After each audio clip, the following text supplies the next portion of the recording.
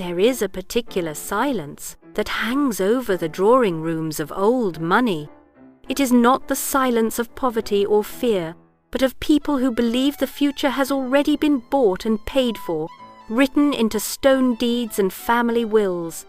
In the middle of the 19th century, that silence lived on certain New York streets, behind doors where the names Astor, Schermerhorn, and Livingston were spoken as if they were not simply families but fixtures of the landscape. They held land instead of slogans, mortgages instead of manifestos, and they treated money as a slow, obedient servant that moved from ledgers to rents and back again.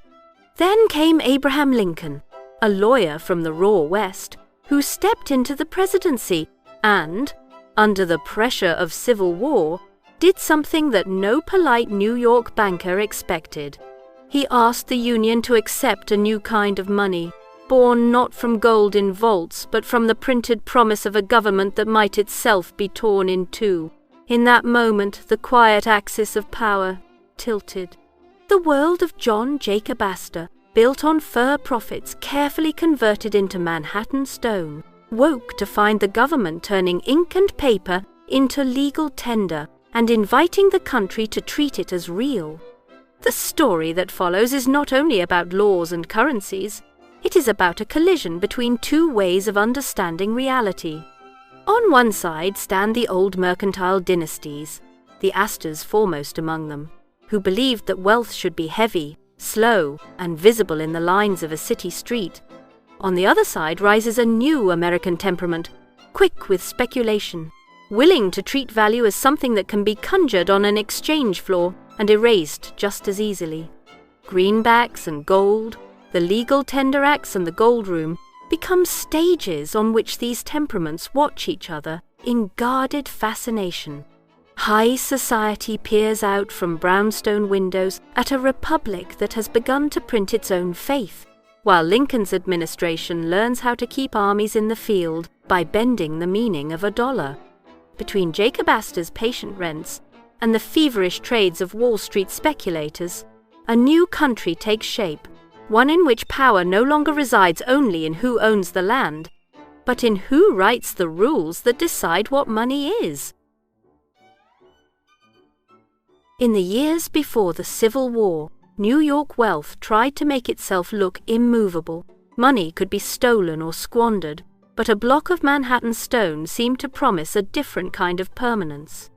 In this quiet landscape of counting rooms and parlor doors, the Astor name settled over lower and midtown streets like a private watermark.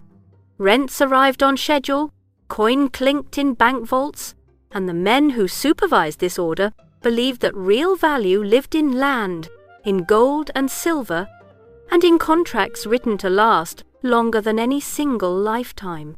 For families like the Astors, the monetary world was supposed to move slowly. Banknotes came and went, but only as shadows of the metal that backed them. Speculators might gamble in railroad shares or western land, yet true respectability meant treating money as a patient instrument rather than an arena for spectacle. John Jacob Astor had not been born into this serenity. He arrived in the United States from the German lands in the early 1880s, a migrant who carried no title and little capital.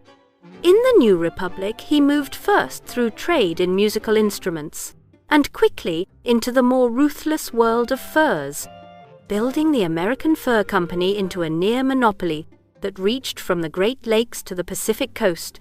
He read treaties and transport routes as carefully as other men read novels. The Jay Treaty opened British-Canadian markets, and Astor used it, sending agents deep into contested territories and shipping pelts through New York and London at a scale that dwarfed smaller houses. The profits, counted in hard coin and reliable bills of exchange, were large enough that contemporary observers described him as the first great multi-million fortune in the United States. What made Astor different from many merchants of his generation was the decision he took when the fur trade began to flatten. Fashion turned away from beaver hats, geopolitical risks increased, and distant trading posts became more fragile assets. Astor responded by treating his trading empire almost as seed capital. for a more static project. From the very end of the 18th century, he began to buy New York land, at first along the waterfront, and then, with increasing confidence, in tracts that lay well beyond the built city. In the early 1800s, he bought a 70-acre farm near the line of what would later become Midtown and began assembling a patchwork of lots that mapped not current demand, but his private forecast of urban expansion. He rarely chose to build elaborate structures himself. Instead, he preferred to lease the land to others, letting them carry the cost of construction while he reserved the underlying soil and the right to reclaim whatever stood upon it when leases fell in. This leasing model mattered as a mechanism, not just as a business detail. In a typical ground lease agreement, a tenant or sub-landlord would pay the Astors an annual rent for the right to occupy a parcel, then finance and erect a building at their own expense. The lease might run for 20 years, or for a period designed to span a generation. During that time, the rent appeared on the Astor ledgers as a predictable flow, while the building itself legally remained tied to the land beneath it.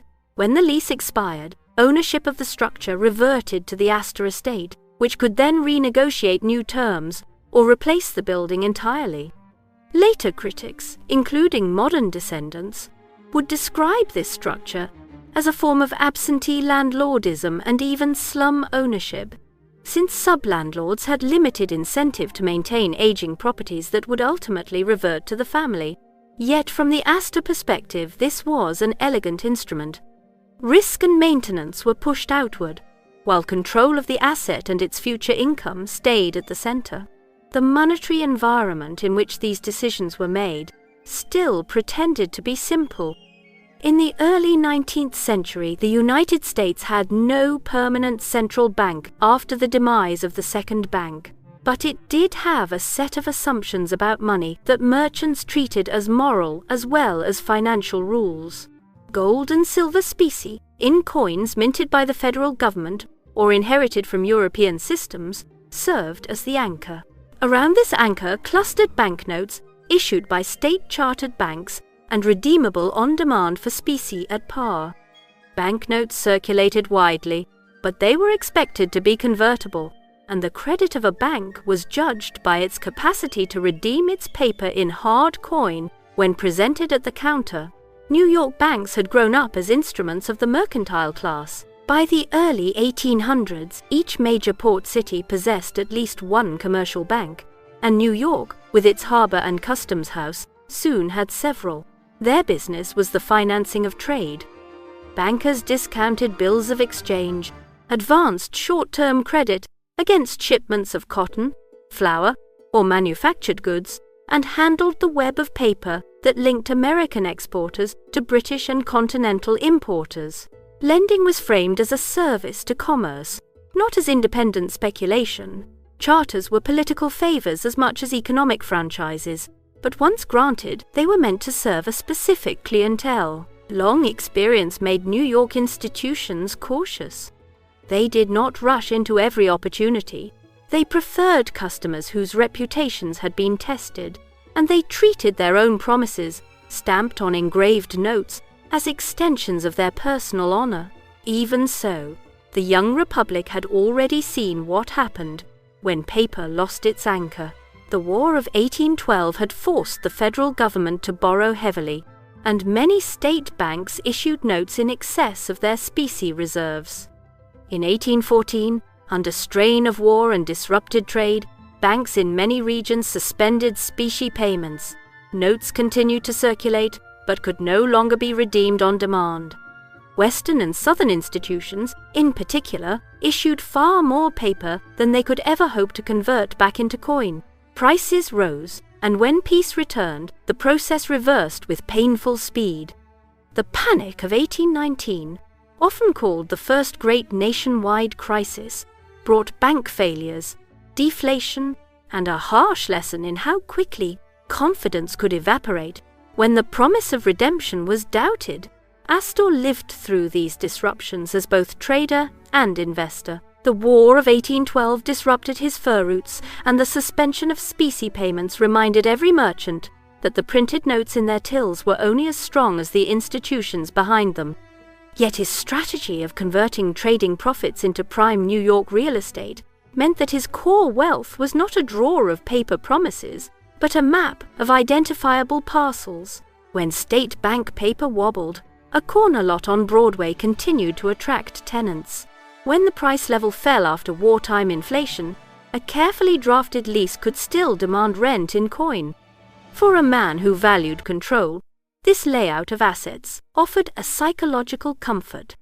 Governments might change reserve rules, and bank directors might overextend themselves, but a square of Manhattan remained exactly where it had always been, among the crowded wharves and rising streets of the island. By the time John Jacob Astor died in the year 1848, his estate was estimated at between $20 and $30 million, a sum that represented a striking fraction of national output. He left the bulk of it to his second son, William Backhouse Astor, in part because his eldest son was considered unfit to manage such a mass of capital. William had already worked within the family firm, handling aspects of the China trade and learning the routines of merchant finance. With the inheritance, he did not abandon his father's pattern. Instead, he became a more systematic landlord, pushing the family's real estate strategy into a new phase. William Backhouse Astor's method was simple in outline and complex in execution. Following his father's example, he continued to accumulate land below the line of Central Park, concentrating between the avenues that would become some of the most valuable real estate in the nation. For more than a decade before the financial disturbances of the 1870s, he was heavily engaged in building, arranging for blocks of previously undeveloped land to be covered with houses. Yet, even here, the operating logic remained one of cautious, rental-oriented finance, rather than rapid turnover. Leases were drawn to keep control in Astor hands, and diversification into railroads, coal, and insurance was carried out with an eye to steady returns rather than grand speculative gestures.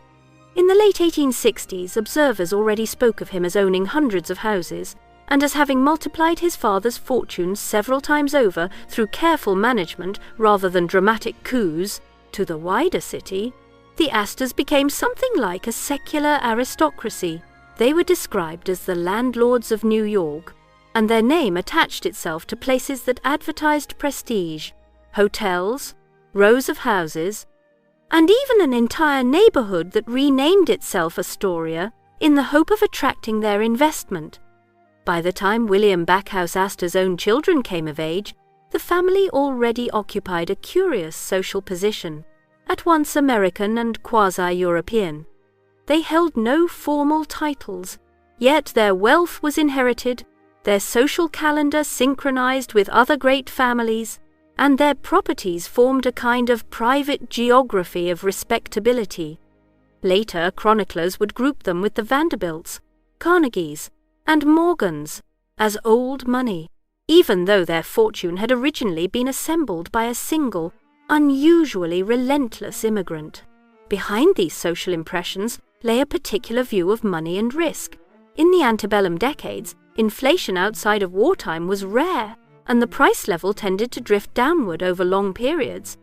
Banks failed often enough, especially in frontier regions, but in the northeastern commercial centers, monetary conservatism and close community ties were treated as virtues. Paper existed, but always with the understanding that it pointed back to gold and silver stored in vaults. When men in the Astor circle spoke of sound money, they referred to this convertibility as much as to any statute. Speculation was not just an economic act, it was a moral diagnosis. A man who borrowed heavily to buy volatile assets was seen as gambling with other people's promises.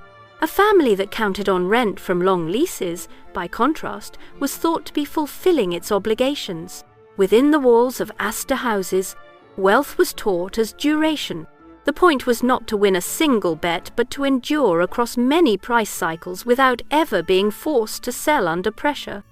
Ground leases, city lots, and a portfolio of conservative securities all served this philosophy. The ledger became a kind of family chronicle. Each line of rent recorded that another month had passed without disturbance. Each new purchase of land assumed that some future generation would one day decide how to rebuild it. In such a world, paper was acceptable only as long as it behaved like a quiet servant of metal and property. The thought that the federal government might one day print legal tender that did not promise redemption in gold would have seemed to these men less like a policy experiment and more like an assault on the hierarchy of values that justified their position. On the eve of the Civil War, this world appeared, at least from the Astor vantage point, stable. There were political crises over slavery and secession, but the basic grammar of finance still linked credit to specie and respectability to caution. In New York, state-chartered banks continued to issue notes that claimed redemption in coin, and the Federal Treasury relied on a mix of customs revenues, bond sales, and modest issues of short-term notes that did not yet redefine the nature of money.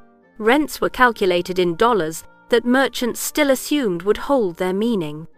Real estate leases projected cash flows into a future that seemed solid enough to measure in decades.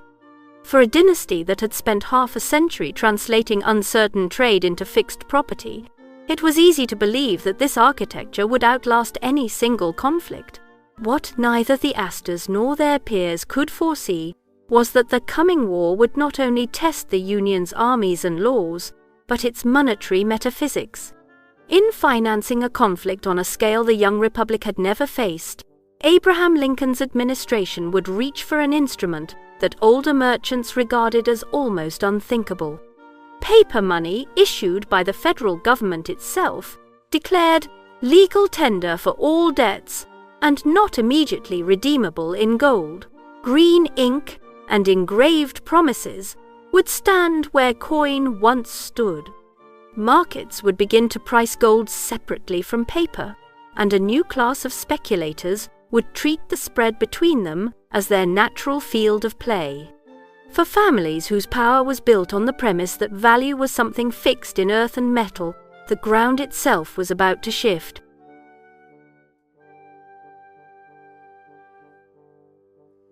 Chapter 2: Lincoln's Greenbacks and the Panic of Gold. The old order cracked in silence before it collapsed in paper. In December of 1861, New York banks quietly suspended specie payments, no longer redeeming their notes in gold and silver on demand. The decision followed weeks of strain as Southern secession cut customs revenues, credit contracted, and nervous depositors brought more coin to the counters than even the best-run institutions could supply. Salmon P. Chase arrived at the Treasury facing a war that had barely begun and a monetary system that could not finance it under the old rules. The suspension did not announce itself with riots. It appeared instead as a discreet change on bank doors, a shift in the meaning of promises printed on notes, a signal that the discipline that had underpinned antebellum credit could no longer survive the scale of what the Union was about to attempt. The financial problem that confronted Lincoln and Chase was mechanical as well as moral.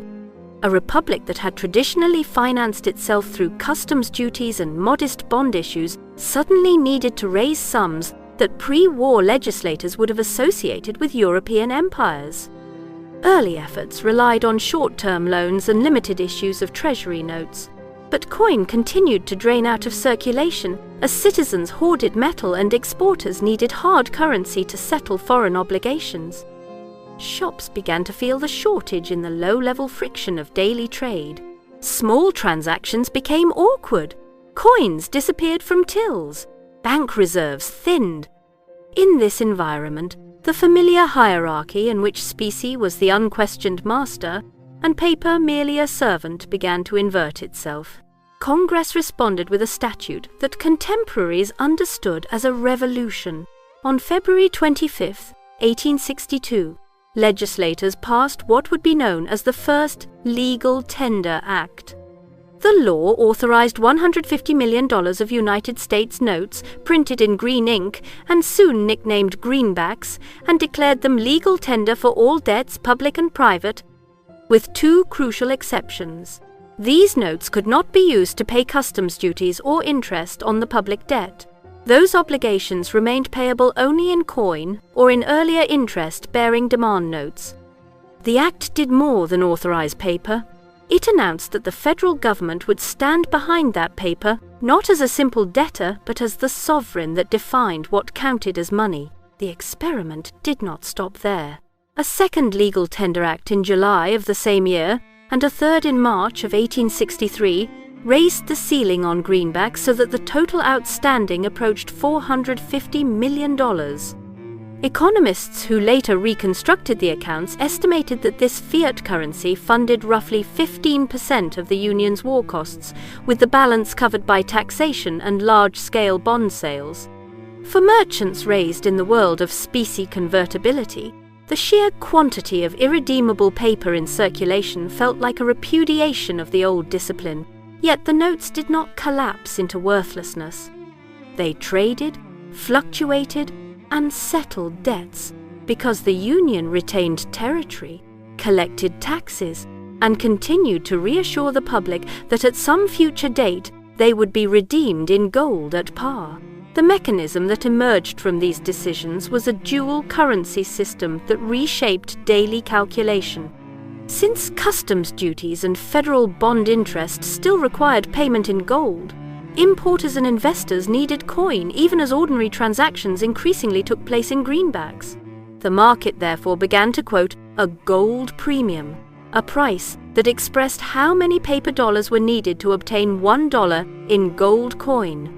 This premium fluctuated with the military fortunes of the Union, with political rumors, and with the ebb and flow of Treasury policy.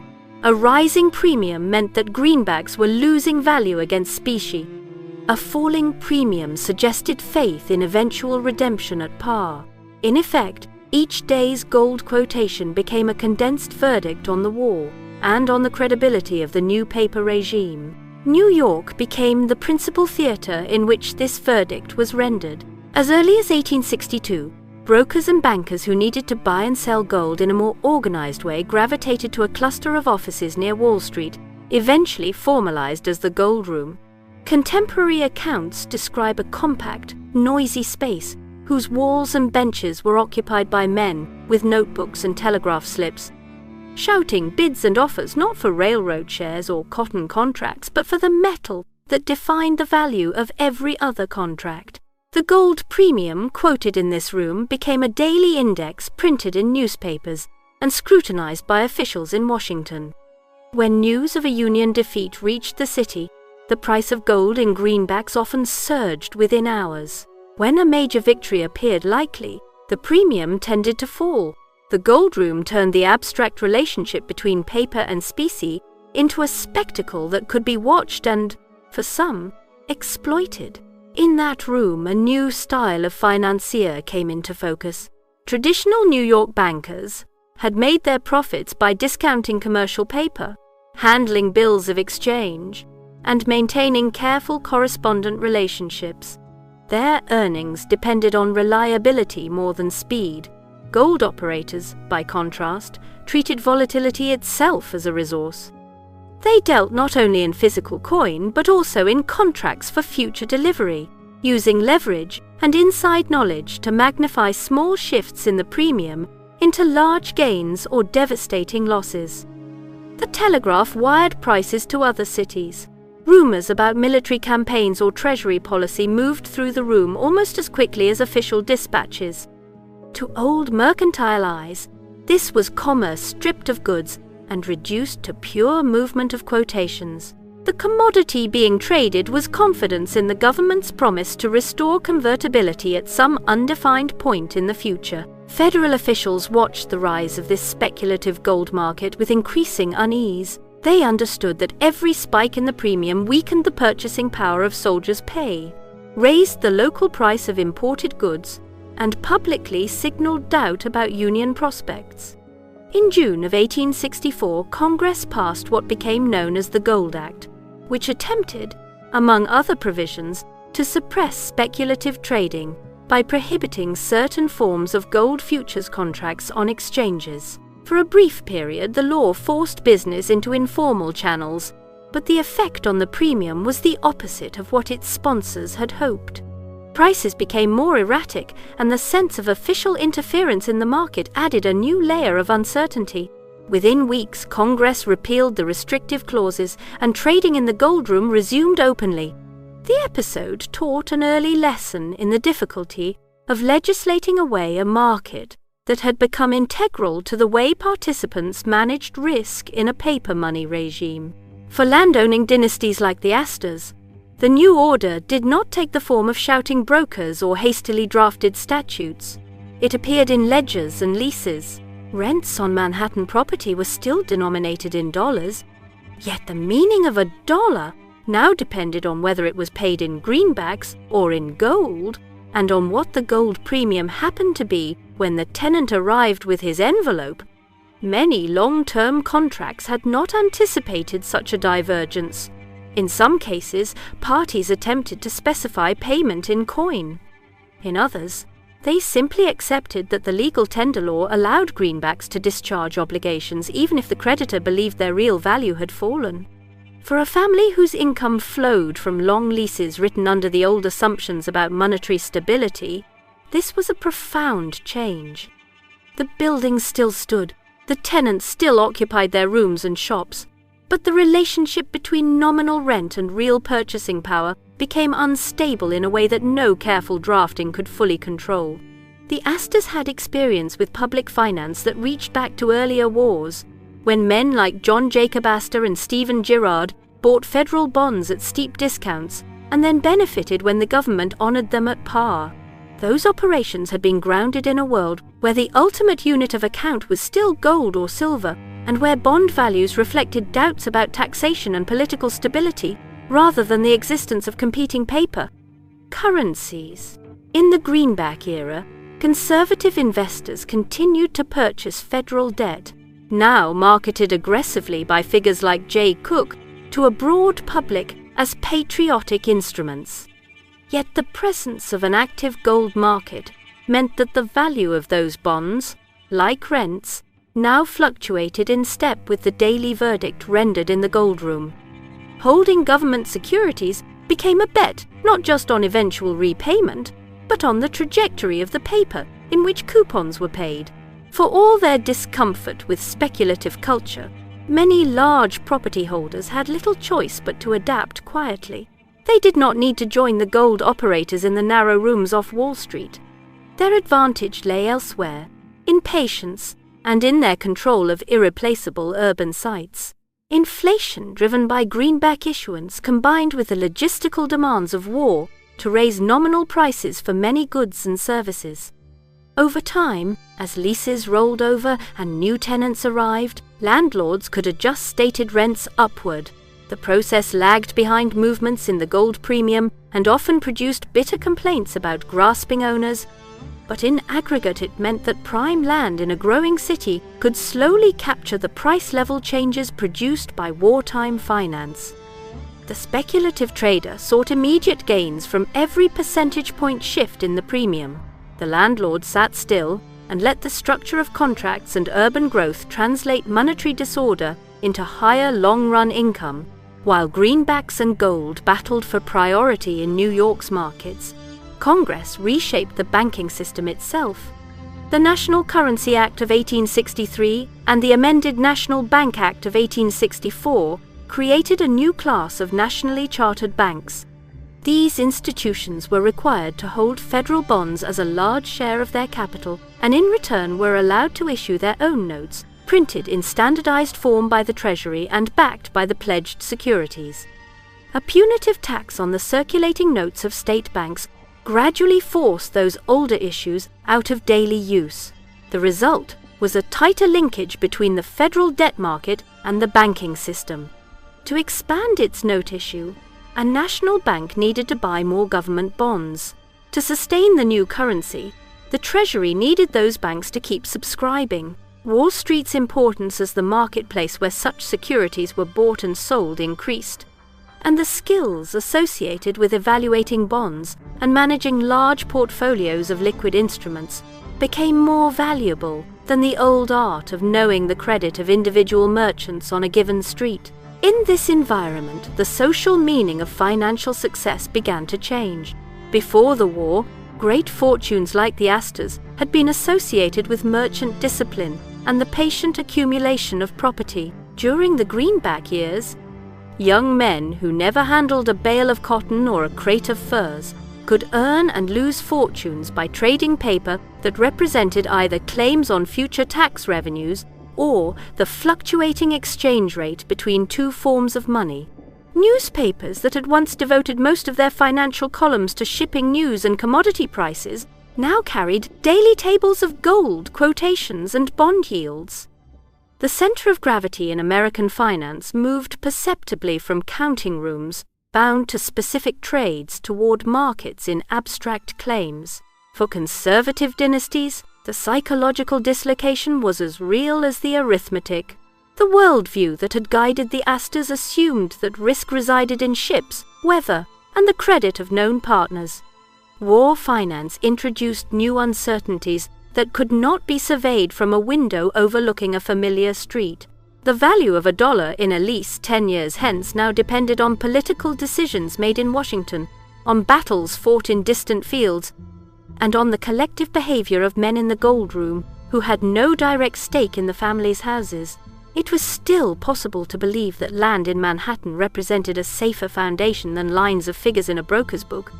Yet the war made clear that even stone and brick relied on a monetary system whose rules could be rewritten by statute and whose interpretation would be contested by traders who saw every change as an opportunity. By the time the guns fell silent, the experiment that began as an emergency measure had created a new financial landscape. Greenbacks had saved the Union from immediate insolvency and had bound citizens to the federal government through their wallets. The gold premium and the gold room had taught speculators how to read politics and war in prices. National banks had linked private credit to federal debt on an unprecedented scale. For the Astors and their peers, the most important lesson was not that paper would necessarily triumph over gold, or that speculation would permanently displace property. It was that the state now claimed a more intimate role in defining money and in organizing markets. In the next chapter, the question will not be whether the Astors embraced this paper age, but how they adjusted their existing machinery of leases, trusts, and intergenerational planning to survive it and, in time, to emerge with their hold on New York strengthened rather than diminished. Chapter 3. Survival through Real Estate. After the war, the Republic did not return at once to the old clarity of coin. Greenbacks continued to circulate beside gold and silver, and the price level bore the imprint of years of emergency finance. Studies of the Greenback period have shown that, after an initial shock, the position of many urban landlords was better than before the war. Nominal rents rose as the money supply expanded, and while creditors holding fixed interest obligations often found themselves repaid in cheaper dollars, owners of property in growing cities could adjust new contracts upward and capture a share of the inflation. The historian Wesley Mitchell, analyzing gold, prices, and wages under the Greenback standard, became one of the authorities later cited for this pattern. For a family whose income came from urban land, the new regime of paper and price drift was less a threat than a change in the weather that could, over time, be harnessed. In Manhattan, the effect of this weather was magnified by geography. The city's population grew rapidly from the 1850s onward, and demand for housing pushed northward from the old mercantile districts. Economic historians who have reconstructed land prices for New York in the 19th century find that the Civil War decade brought increases in urban land values that exceeded overall inflation by a wide margin. Land in the right corridors rose in price by orders of magnitude as streets were extended and transit improved. What had been farmland or marginal plots when John Jacob Astor bought it became urban frontage under his son. Each new block that filled in made the next one more valuable. The Greenback era did not merely change the unit in which prices were quoted. It coincided with a structural shift in the usefulness of the ground beneath the Astor maps. The core instrument that translated this shift into family power remained the ground lease. A typical Astor arrangement gave a sub-landlord the right to occupy a lot and to erect a building in return for a fixed annual rent, often set for a term long enough to span an adult working lifetime. The lease stipulated that at the end of that period, the land and whatever stood on it would revert to the estate. In a world of rising prices, this was a quiet machine for compounding advantage. During the term, the Astors received rent that could be spent or reinvested, while bearing none of the day-to-day costs of maintenance.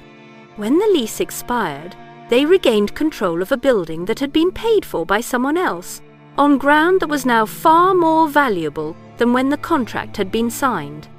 Contemporary journalists writing in McClure's magazine described the result in stark arithmetic.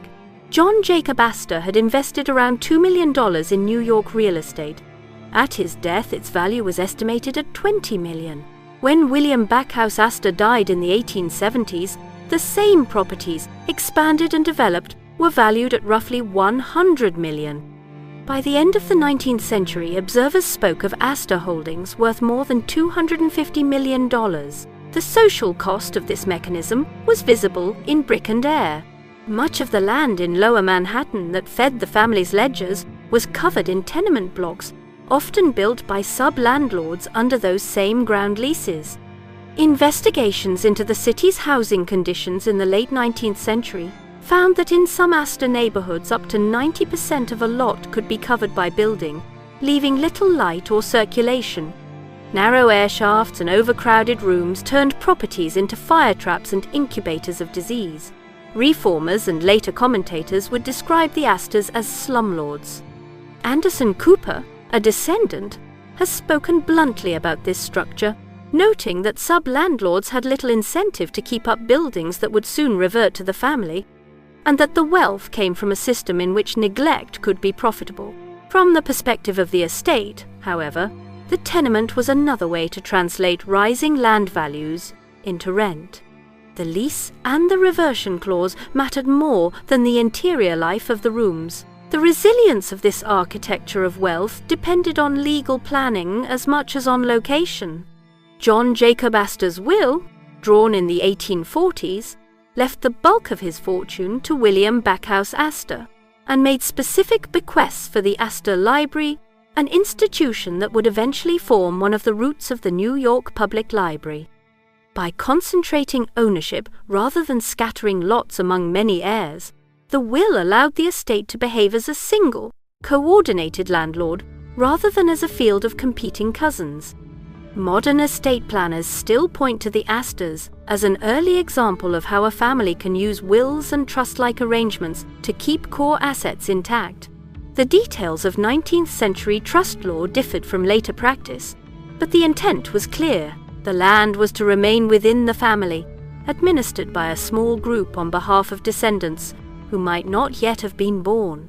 Over subsequent generations, these provisions hardened into more formal structures.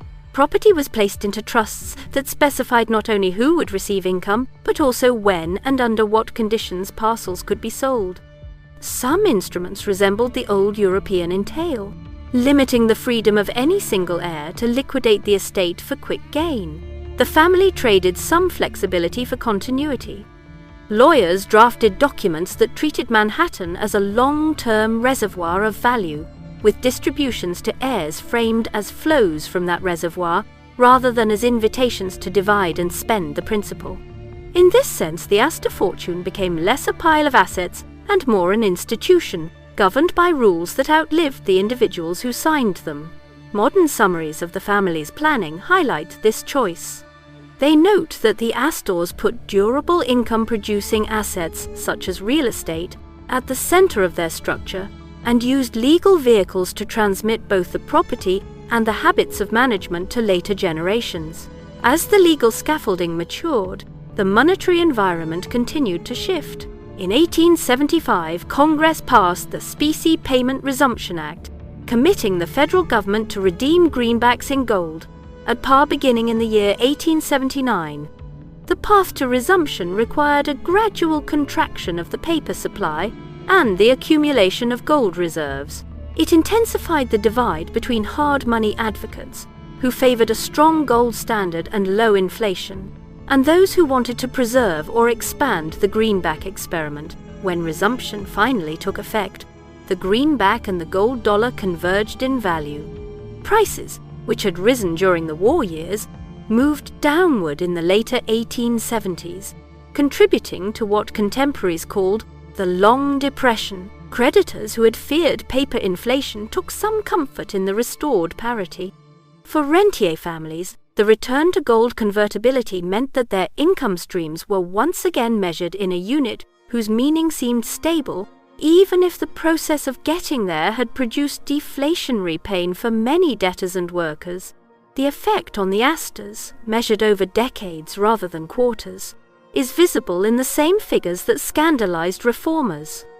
The McClaw's profile that traced the fortune's growth saw in it a dramatic instance of the unearned increment, the increase in land value that accrues to owners as cities grow around their plots. John Jacob's original $2 million became $20 million by the time of his death, even before the full impact of post-war urbanization. Under William Backhouse Astor, the value was said to reach $100 million. By 1890, estimates of Astor holdings ran to more than $250 million, spread across many branches of the family, but still tied to a compact geography of Manhattan. The greenback era and the monetary experiments that followed had not dislodged this position. They had, instead, unfolded around an estate whose legal and geographic choices allowed it to translate both inflation and subsequent deflation into higher relative power. The contrast with the speculative fortunes of the same years is instructive. In 1869, Jay Gould and James Fisk orchestrated a scheme to corner the gold market, driving up the price through purchases in the gold room in the hope of profiting from the spread between greenbacks and coin. When President Ulysses Grant ordered the Treasury to sell millions in gold to break the corner, the result was Black Friday, a violent collapse in the gold price that ruined many traders and sent shockwaves through Wall Street. A few years later, in 1873, the failure of J. Cook & Company, the premier bond house that had sold Union war debt to the public, set off the Panic of 1873 and a prolonged contraction. These episodes demonstrated how quickly fortunes built on leverage and market timing could be unmade when confidence broke. The Astors, whose business lay in brick, stone, and legal paper, rather than in speculative gold or railroad securities, were notable for their absence from the lists of the ruined. This does not mean that their income was untouched by crisis. During panics, tenants failed, shops closed, and arrears accumulated. Some buildings fell into disrepair, and reformers documented the human misery that followed. Yet the estate was rarely forced to sell prime parcels at distressed prices. The legal arrangements that separated family consumption from the core properties acted as shock absorbers. Individual Astors might live lavishly or erratically, but the Manhattan grid that supplied their dividends remained in place, administered by managers and lawyers who thought in decades. Where a speculator's success depended on being right about prices at the margin, the landlord's survival depended on not having to be right at all in the short term. It was enough to hold the center and let the city come to them. By the late 19th century, the family's internal story had become more complicated. Branches of the Astors quarreled and drifted apart. William Waldorf Astor, born in 1848 and heir to one major line, eventually moved to Britain, became a naturalized British subject, and was raised to the peerage, turning commercial wealth into formal aristocratic status. Other descendants, such as John Jacob Astor IV, who died on the Titanic, became public symbols of Gilded Age privilege. Yet beneath these individual narratives, the underlying machinery of leases, trusts, and carefully held Manhattan parcels continued to operate.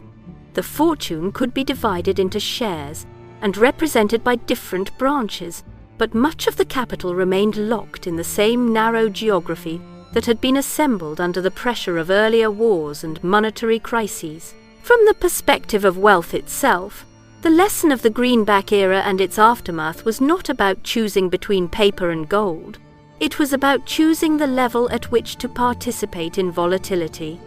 The Astors did not need to arbitrate the daily spread between greenbacks and specie. They did not need to decide when to buy or sell bonds in anticipation of resumption.